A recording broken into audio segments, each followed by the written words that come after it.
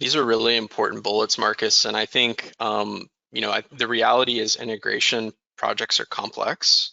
They're complex because they typically involve a lot of different stakeholders and they involve a lot of different technology. And oftentimes we're talking about technology where you might own products that can both do the same thing. So part of defining the data that needs to be transferred between systems is identifying what's the system of record for that information, right?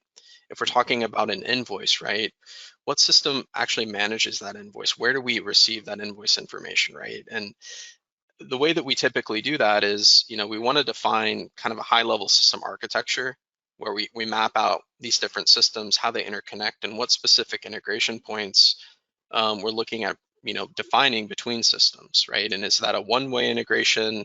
Is it a bidirectional integration? That type of planning is really critical.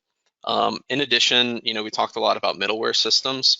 It's understanding, what's going to be the middleware technology. If you do go forward with an API approach, it's what middleware technology are we going to be leveraging in order to, do data standardization if we need to do transformation of information, making sure we've got technology that's going to support what we need, and then also making sure, we've got the developers and the resources to help kind of code and get everything set up properly. There's a lot of planning involved, and then, obviously once that's thought out, we've also got to make sure that all of that is in line with the business goals and objectives that we ultimately want to achieve through getting the data integrated system to system.